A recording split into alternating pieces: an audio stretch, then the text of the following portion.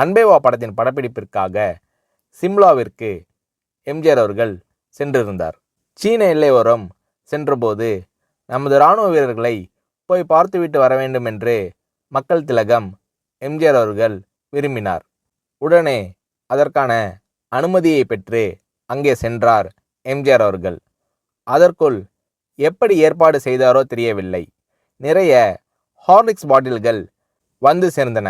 அவற்றை எம்ஜிஆர் அவர்கள் இராணுவ வீரர்களிடம் கொடுத்து மகிழ்ந்தார். இராணுவ வீரர்களிடையே சகஜமாக பழகினார் எம்ஜிஆர் அவர்கள்.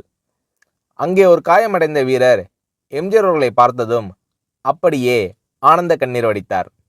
அந்த இராணுவ வீரர் ஒரு தமிழர். நாட்டை காக்கும் பணியில் காயம்பட்டிருந்தார். உடன் பிறந்த சகோதரனிடம் பாசம் காட்டுவது போல் அந்த இராணுவ வீரரிடம் எம்ஜிஆர் அவர்கள் பாசம் காட்டினார். இராணுவ முகாமிலிருந்து புரட்சித் தலைவர் எம்ஜிஆர் அவர்கள் தன் காரில் வந்து கொண்டிருந்த போது செக்போஸ்ட் ஒன்றில் திடீரென்று குறுக்கு கம்பு போட்டு வண்டி நிறுத்தப்பட்டது.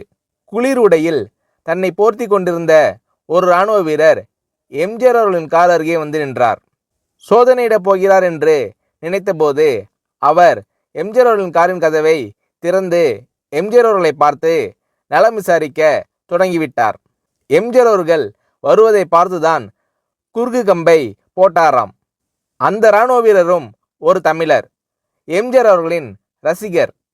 நாட்டின் அனைத்து மூலை முடுக்கெல்லாம் எம்ஜிஆர் அவர்களுக்கு ரசிகர்கள் உண்டு.